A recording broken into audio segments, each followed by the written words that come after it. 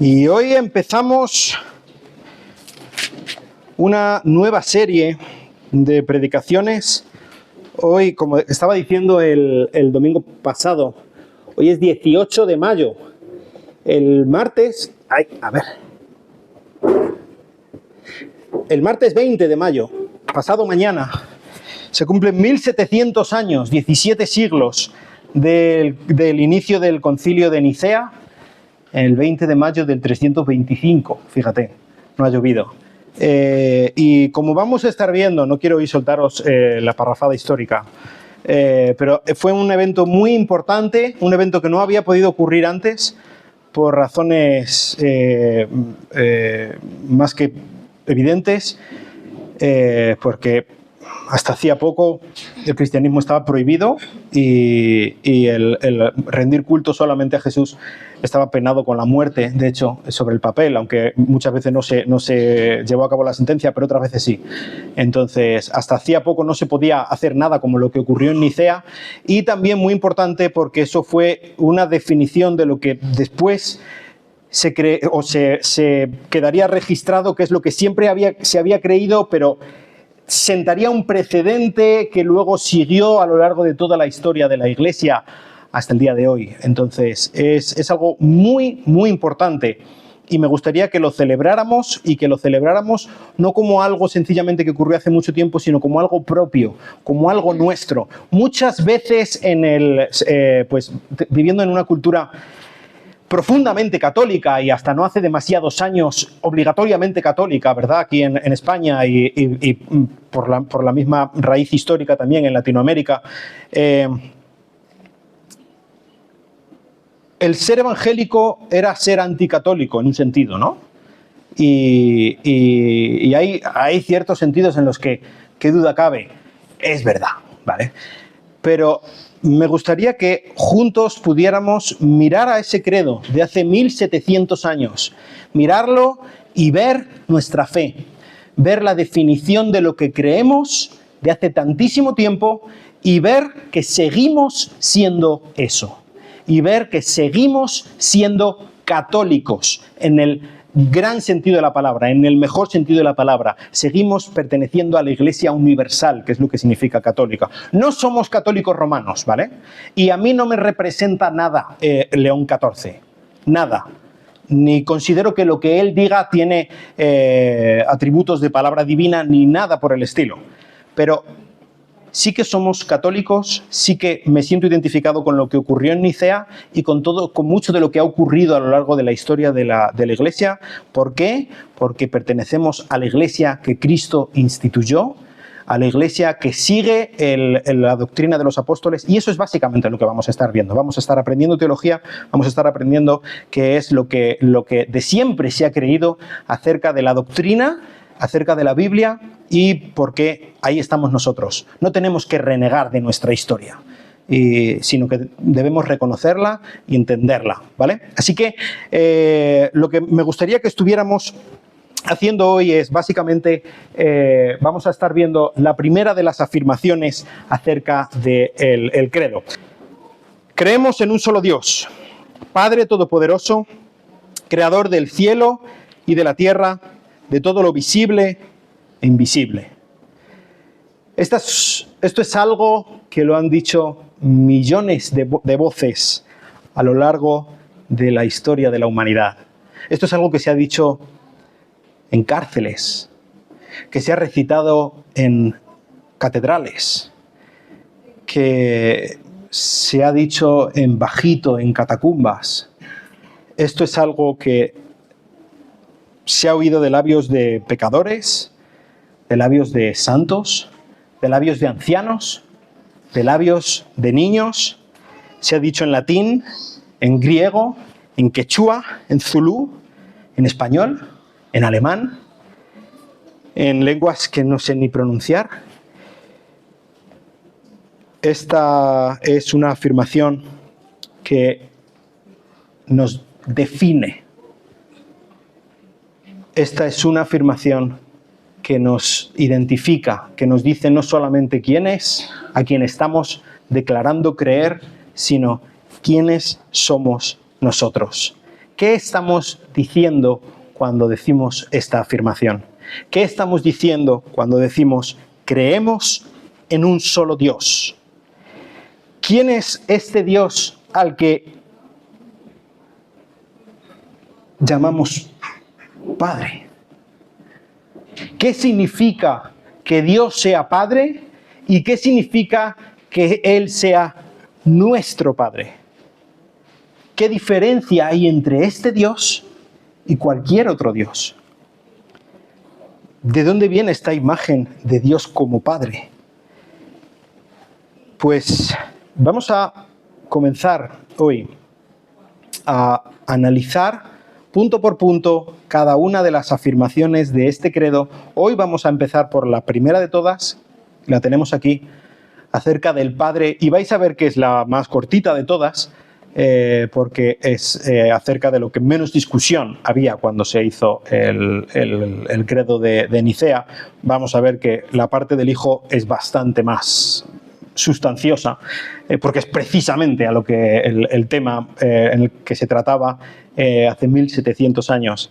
Pero aquí con una frase pequeñita vamos a ver que se dice mucho y mucho que nos importa, que nos interesa a nosotros. Pero vamos a comenzar este tiempo con una oración, ¿vale?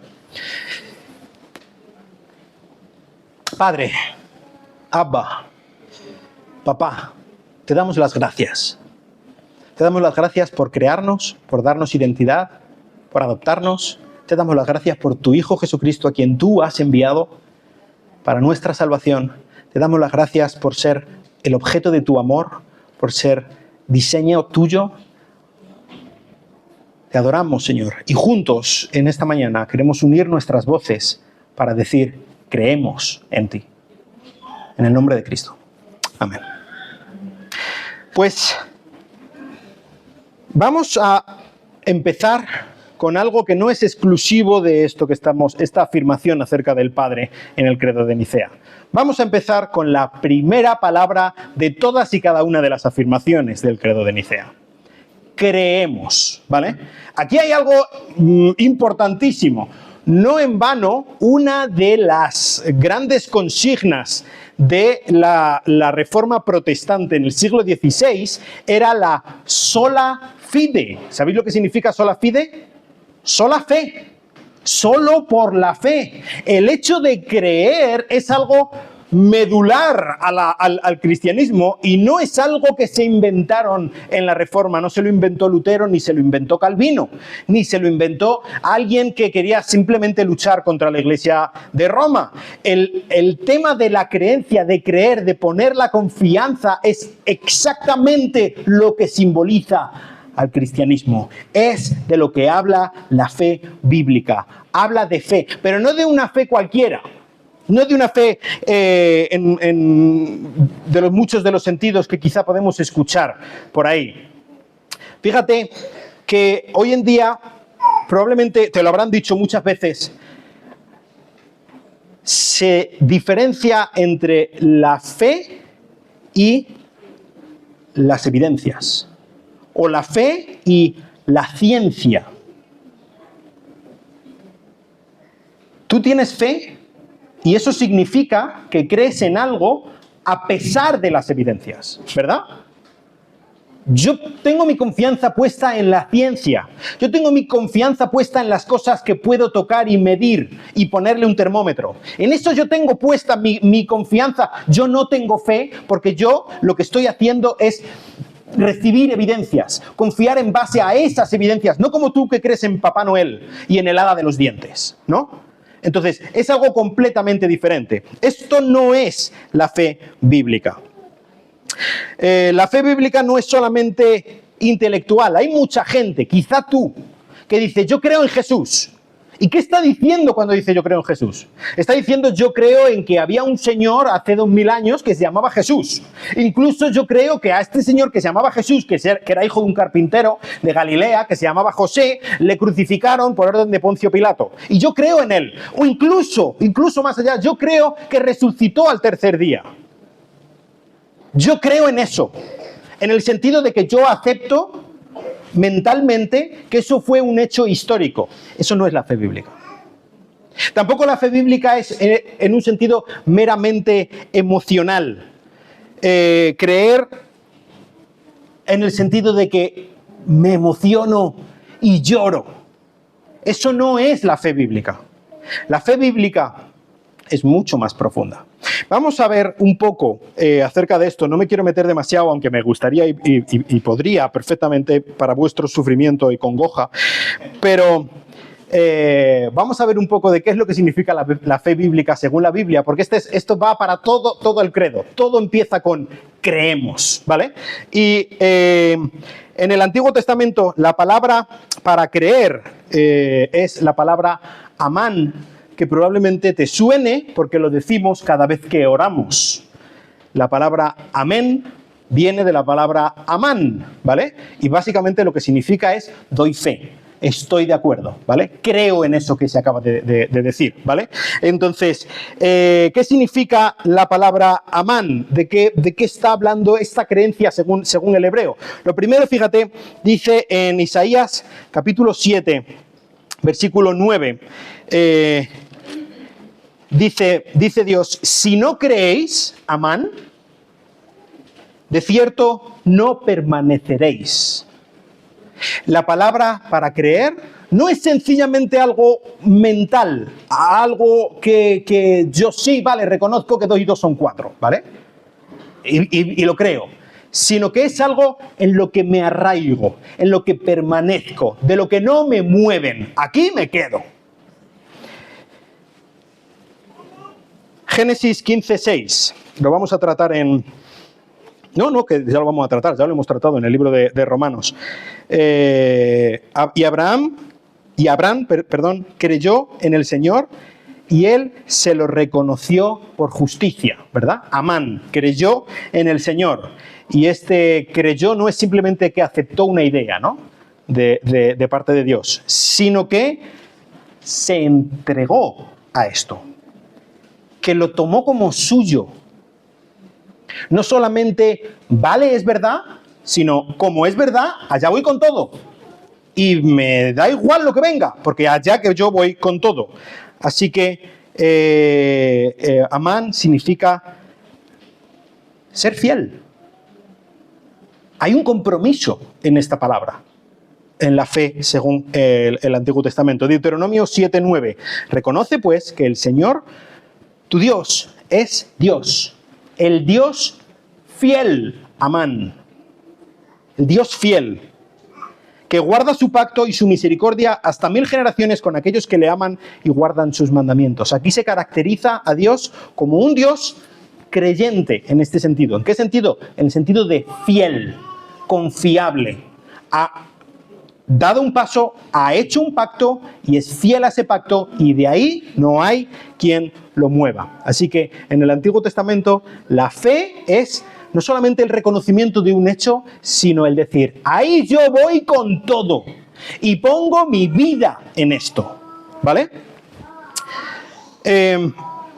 Así pues, y sobre todo lo vemos en el momento en el que Israel entra en un pacto con Dios, el significado de la palabra creer entra a ser algo así como un juramento de fidelidad. Creer no es sencillamente aceptar algo como verdadero. Creer no es llorar cuando predica el pastor o cuando hay una alabanza muy bonita y se bajan las luces y entramos un poco en una especie de trance espiritual. Eso no es creer según la Biblia. Creer según la Biblia es jurar. Es un pacto. Es lealtad. Eso es creer según la Biblia. Esto significa que entras en una relación nueva. Creer es entrar en una nueva relación. Creer es jurar lealtad a alguien y, por lo tanto, abjurar de todas otras lealtades que tú pudieras tener. ¿Qué pasa cuando tú te casas con tu marido, con tu mujer? No solamente estás prometiendo fidelidad a tu marido o tu mujer, es que eso automáticamente excluye que tú estés prestando atención, ojos, pensamientos a cualquier otro hombre o mujer que no sea tu marido o tu mujer. No es sencillamente un papel, ¿verdad? No es sencillamente el reconocer que aquí está mi esposa, aquí está mi esposo y ya está. Y así puedo tener la pensión cuando tú te mueras, ¿no? No es eso. Es un juramento activo hacia esta persona y es una renuncia a todo el resto. Esto es la fe. Esto es un pacto. Esto es creer. Y por lo tanto, incluye no solamente hacer este juramento, no es que yo creí en Dios un día. No es que yo puse mi confianza en Cristo un día que tenía 13 años, sino es que yo vivo en base a esta fe. Yo vivo en base a este juramento.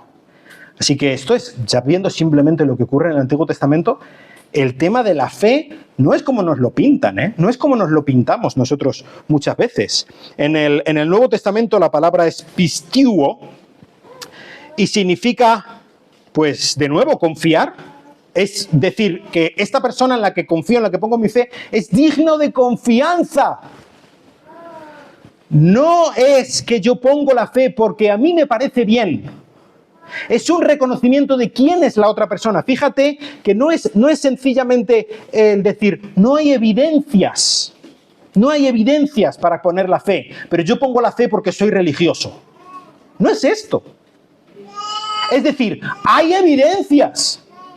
Y por lo tanto, yo pongo mi fe, mi confianza, mi lealtad, juro máxima lealtad a este en quien pongo mi fe. Fíjate, por ejemplo, cuando estaba Jesús, cuando vinieron los discípulos de Juan el Bautista a Jesús, Juan estaba encarcelado, y le dijeron a Jesús, ¿eres tú el Mesías? ¿Eres tú el que tenía que venir o tenemos que esperar a otro? Jesús no le dijo, sí, soy yo, y créelo, más te vale porque si no vas al infierno. No le dijo eso, ¿a qué no? ¿Qué le dijo? Cuéntale qué es lo que está pasando. ¿Los ciegos ven? ¿Los cojos andan? ¿Se predica el evangelio del reino de Dios? Está citando expresamente profecías del libro de Isaías. Está dándole pruebas y está diciéndole que sepa tu maestro, Juan el Bautista, que soy digno de confianza y hay pruebas que lo avalan. No te estoy pidiendo que confíes en Papá Noel. Te estoy pidiendo que evalúes las evidencias y que en base a eso tomes una decisión. ¿Entiendes?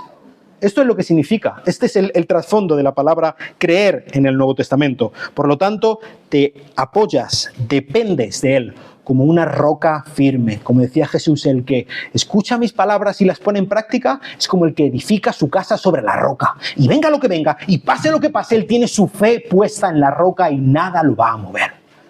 Esto es la fe de la que está hablando Jesús. Dice Hechos 16:31, cree en el Señor Jesús y serás salvo. Esta fe de la que está hablando Jesús es precisamente lo que estamos hablando. Entiende que Jesús es digno de tu confianza. Entiende que dependes, que lo necesitas. Júrale lealtad y vive en base a ese juramento de lealtad cada día de tu vida. Eso es la fe. Ahora, fíjate que aquí no está simplemente diciendo, creo en un solo Dios, ¿verdad? ¿Qué dice? Creemos. El credo es algo, cada palabra está muy estudiada, ¿vale? Esta gente sabía específicamente lo que estaban haciendo. Creemos es plural, porque lo decimos juntos, porque somos parte de una familia. Pero no dice creímos, como muchas veces se nos acusa a los evangélicos, a los protestantes, y con razón. Esto no va, como decía antes, de una decisión que yo tomé. Esto va de que yo lo creo. No lo creí, lo creo. Lo creo hoy. Y como lo creo hoy, me comprometo a creerlo mañana. Y como lo creo hoy, yo lo vivo hoy. Y lo vivo hoy y lo viviré mañana. Esto es para siempre. Lo creo. Esta es mi esencia. Aquí me quedo. Creo en el que solo hay un Dios. Y esto es muy, muy importante para nosotros. No debemos vivir en base al pasado. No debemos vivir en base a lo que ocurrió un día. Por favor, no lo hagas. Puede ser, sí, Dios, si tú has puesto tu confianza en Cristo, te salvó ese día. Pero Él te sigue salvando hoy en día.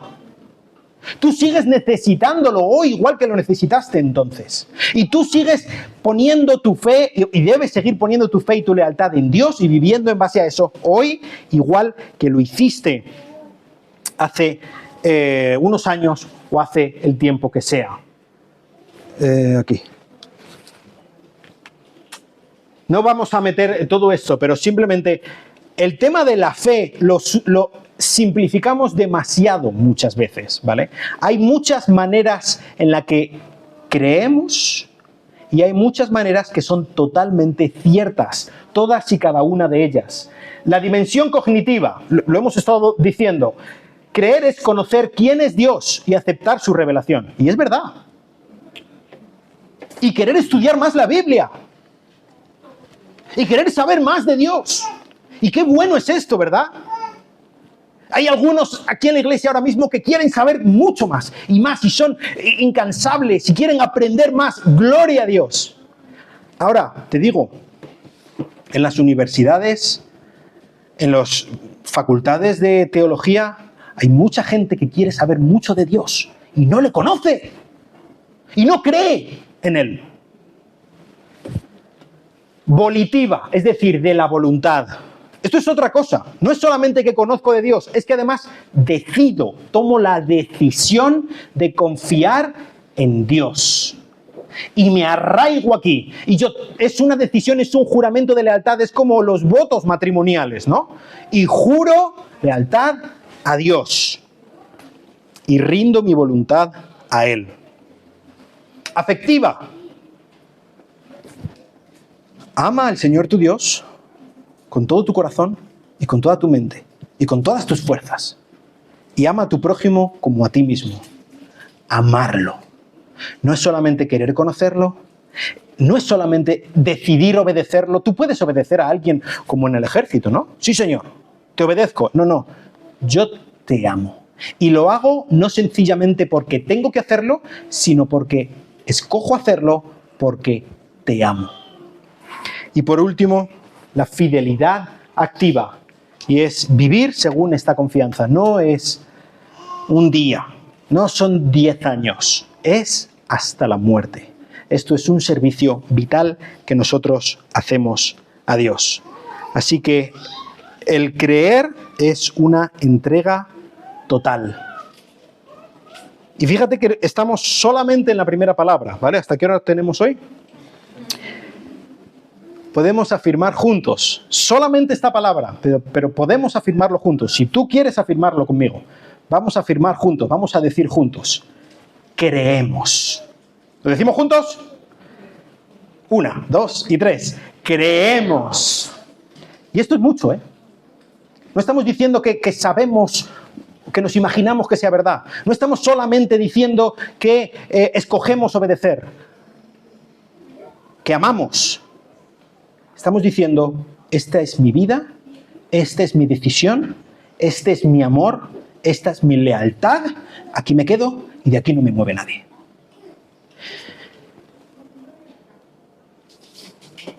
Creemos que hay un solo Dios. Estamos hablando en el Concilio de Nicea 325 después de Cristo.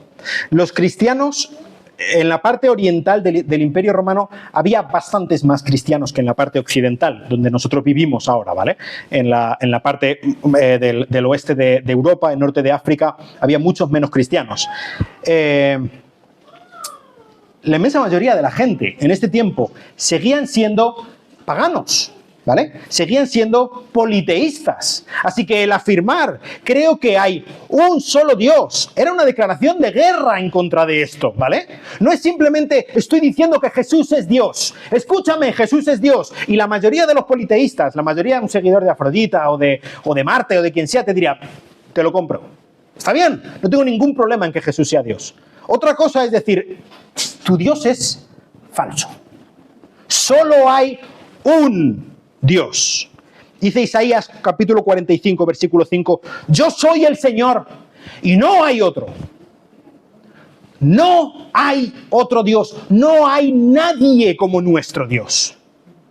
Y es verdad, y no negamos que haya otros poderes espirituales. Y no negamos que incluso se puedan llamar dioses. No estamos negando la realidad espiritual. La Biblia es muy enfática en cuanto a esto. Existe esta realidad espiritual. Y yo creo que hay fuerzas espirituales detrás de lo que ellos llamaban Júpiter. Detrás de lo que en los babilonios llamaban Marduk o qué sé yo. Hay fuerzas espirituales detrás de ellos. Sí que hay una guerra espiritual. Esto es totalmente cierto, pero no hay nadie como nuestro Dios. Él es el gran Dios. Él es el Dios altísimo. Así que ellos estaban afirmando un monoteísmo beligerante. Un monoteísmo que hacía guerra contra el politeísmo. Y miraba a la cara a los dioses de palo y de piedra por muchas entidades espirituales que pudiera haber detrás. Y les decían, tú no eres Dios, porque solo hay un Dios. Y hoy en día no hay mucha gente, al menos aquí en España. Si nos vamos, por ejemplo, a la India o algo así, sí que podemos encontrar pues gente que adora a otros dioses, ¿no? En la India hay millones, ¿vale? O sea, en ese sentido no hay problema. Pero aquí en España no hay muchos templos que estén adorando a un dios que se llame de otra manera, ¿no? Pero sí que hay otros dioses a quienes podemos sentir tentación de adorar, ¿vale? Y no estoy hablando de santos o vírgenes católicas, ¿eh? No estoy hablando de eso. Un Dios, para nosotros, puede ser cualquier cosa, cualquier persona, cualquier idea, cualquier proyecto que esté sentado en el trono de tu vida.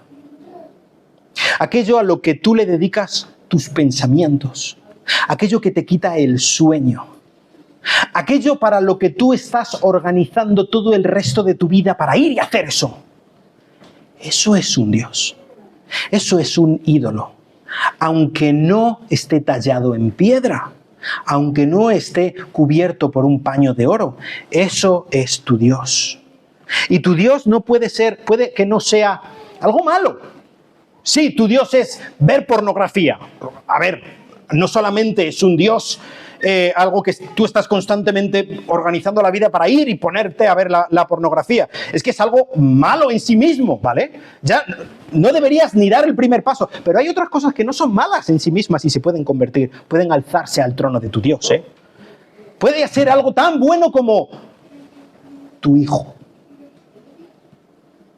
El amor a tu hijo. El darle tal cosa a tu hijo, a que tu hijo tenga las posibilidades que tú nunca tuviste. Y organizas toda tu vida para poder hacer eso. Un proyecto que tienes. Buscar el reconocimiento de las personas a mi alrededor o de esa persona a mi alrededor. Que mi mujer me respete. Que mi marido me ame.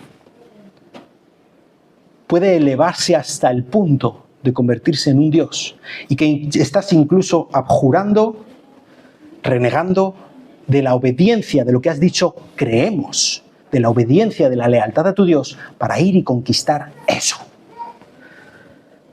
Así que cuando decimos creemos que hay un solo Dios, o más específicamente creemos en un solo Dios, no solamente es académicamente, mentalmente creo que sí solo hay un Dios, porque nos podemos poner muy filosóficos y claro, si pensamos en la primera causa que generó el universo, pues no vamos a meternos en eso, ¿vale? Estoy afirmando que no tendré dioses ajenos delante de mí. Éxodo capítulo 20, versículo 3. Reniego de que nada ni nadie se siente en el trono de tu vida. ¿Tienes algo? ¿Puedes identificar algo que tú estás intentando poner en el trono de tu vida? ¿O que ya está allí sentado y reinando. Y organizas toda tu vida para lograr eso. Y eso es lo que ocupa tus pensamientos. Y cada vez que tienes un momento libre vas a eso. Reniega. Abjura de ese Dios. Corre. Vuela de ahí. Incluso aunque sea algo bueno. No solamente corre de ahí, sino corre hacia este en quien que creemos que es el único Dios. No es un Dios cualquiera. Dice Jesús, cuando Él enseñó a orar a sus discípulos, Mateo capítulo 6, versículo 9, Padre nuestro que estás en los cielos. Fíjate, el lenguaje de Jesús también es plural, como el del credo. Creemos porque Él es nuestro, no mi Padre. Cuidado, vivimos en una sociedad muy individualista. Es nuestro Padre y formamos parte de una familia. Es una relación, cuando yo puedo decir nuestro Padre, no es sencillamente una relación vertical con este que es mi Padre y Dios me ama y yo soy su hijo y aquí estamos Él y yo y la vida es feliz, ¿no? No, estoy diciendo, si yo tengo a Dios por Padre, yo os tengo a todos vosotros como hermanos y muchos otros millones a lo largo de la historia y a lo largo de toda la tierra. Y Él es nuestro Padre. Hace poco hemos estado viendo, ¿verdad?, en el libro de Romanos, el espíritu de... Dios no nos ha dado espíritu de esclavitud, sino de adopción, ¿verdad? Por el cual podemos llamar a Dios Abba, Papá. Él es nuestro Padre. No es una carencia. Quizá no has tenido un buen padre en tu vida. Puede ser. Perfecto, no, desde luego. Entonces, a todos nos gustaría haber tenido una referencia de un padre bueno. Y todos podemos quizá pensar, si mi padre hubiera estado más tiempo conmigo, o si mi padre no hubiera sido tan así, hubiera sido más de otra manera, como el padre de ese que era amigo mío y que estaba más interesado en su vida que él, o algo por el estilo. No es sencillamente que nosotros estemos proyectando nuestra carencia paterna a una figura que es Dios. Me gustaría tener un buen padre, así que Dios es un buen padre. No es una proyección desde abajo hasta arriba. Es una revelación desde arriba y hasta abajo. Él nos ha dicho, yo soy tu padre.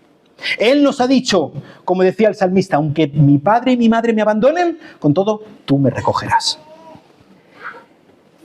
Él es el buen padre. Y el que más nos habla acerca de esta identidad de Dios como Padre es precisamente nuestro Salvador, Jesús. Él que es el Hijo eterno de Dios. Él es el que más tiene para hablarnos acerca de quién es su Padre y ahora que hemos sido adoptados, quién es nuestro Padre. Y hay muchas cosas en las que podemos ver en la Biblia rasgos divinos que nos hablan de la realidad de que Él es el Padre. Y no me voy a poner muy exhaustivo, pero simplemente algunas cositas. Dice Proverbios capítulo 13, versículo 24, el que detiene el castigo, a su hijo aborrece, mas el que lo ama desde temprano lo corrige. Y esto es una enseñanza para todos nosotros que somos padres, ¿vale? Disciplina a tus hijos. Si no disciplinas a tus hijos, no es que los ames, sino que los odias, dice aquí el autor de Proverbios. Cosa seria, ¿no?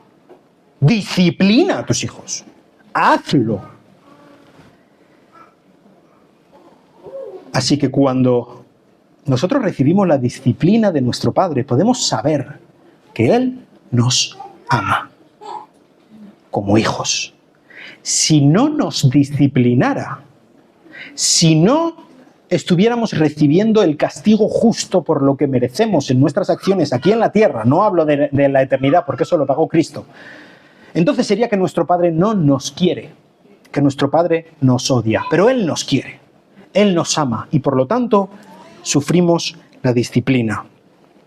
Dice Hebreos capítulo 12, versículo 9, tuvimos a nuestros padres terrenales que nos disciplinaban y los venerábamos. ¿No obedeceremos mucho más al Padre de los Espíritus y viviremos?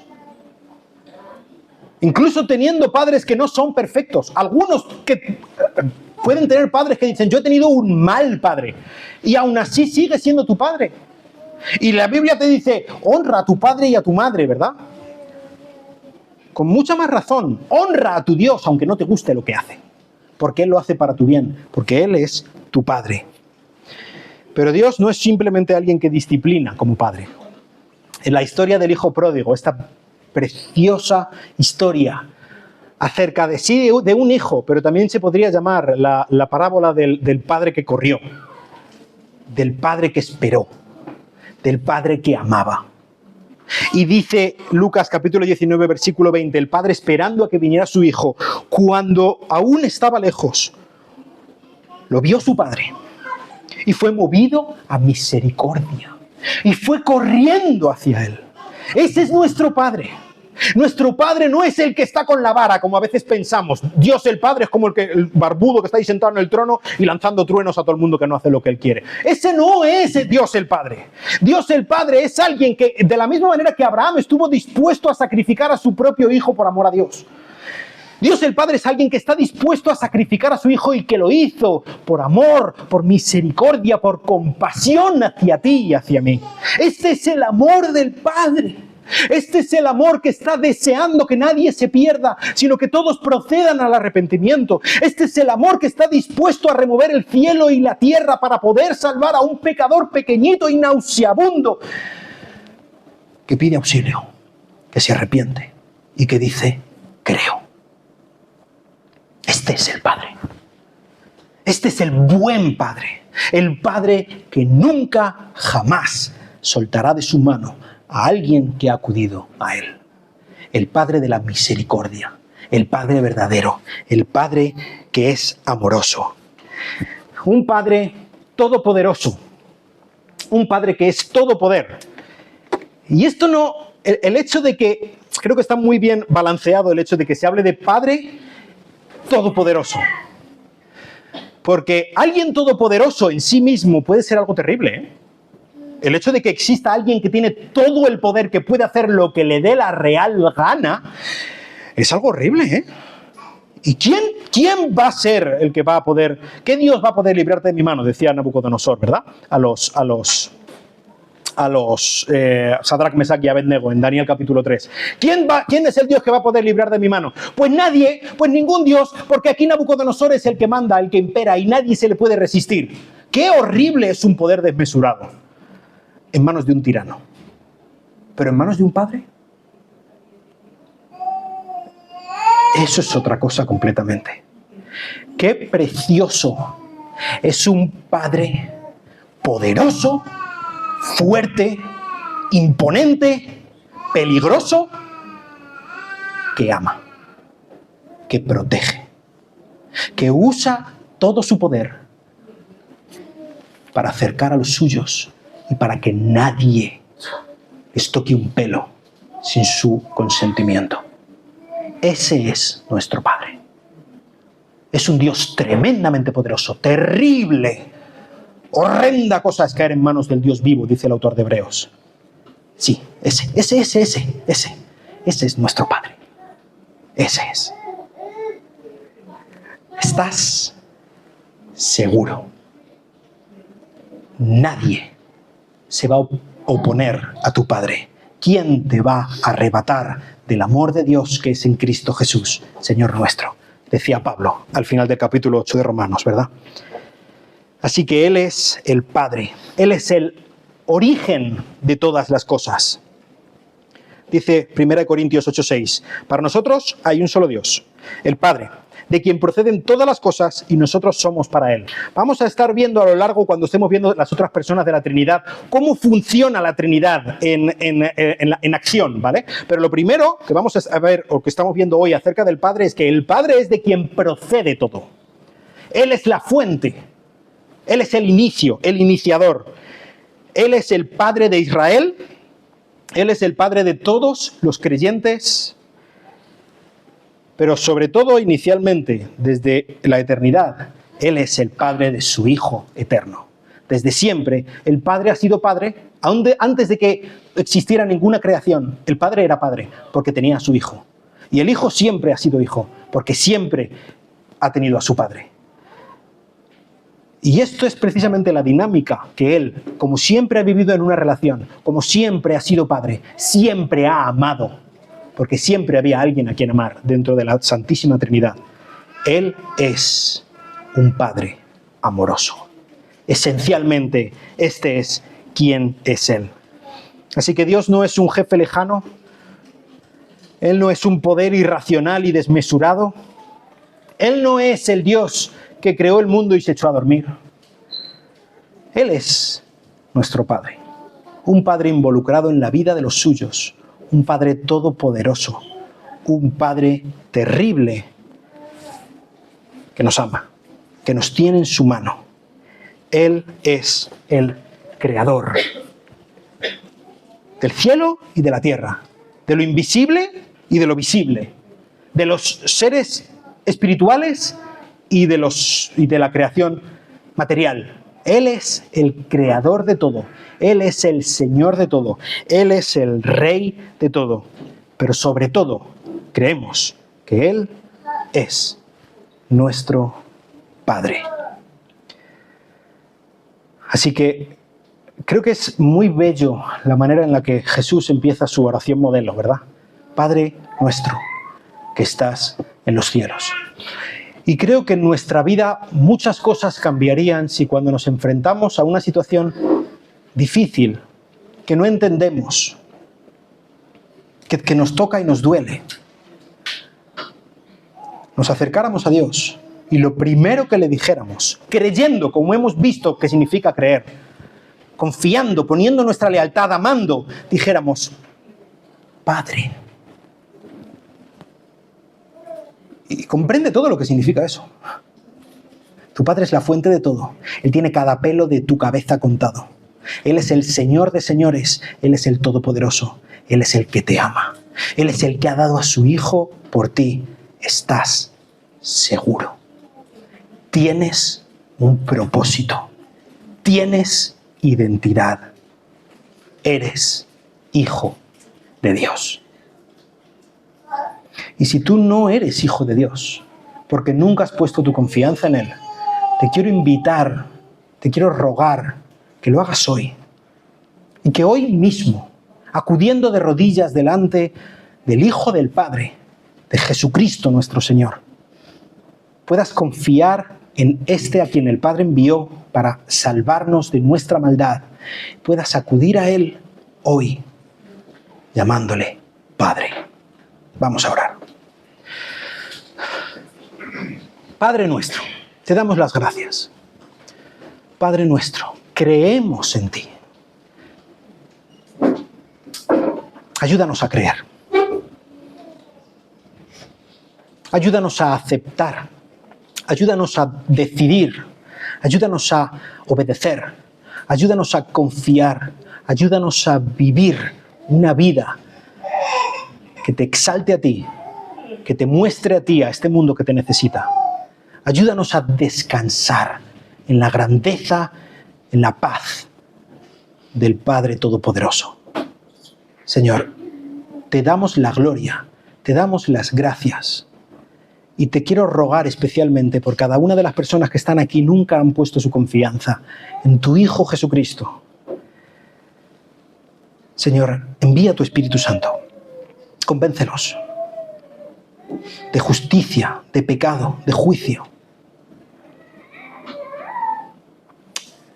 Ayúdanos a ser una iglesia que vuelva a las raíces, que vuelva a tu palabra, que vuelva a Cristo y que juntos, cada día de nuestras vidas, podamos decir, creemos en un solo Dios, Padre Todopoderoso, Creador del cielo y de la tierra, de todo lo invisible y lo visible.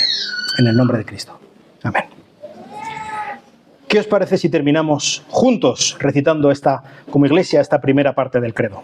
¿Vale? Vamos a ponernos de pie. Vamos a ponernos de pie.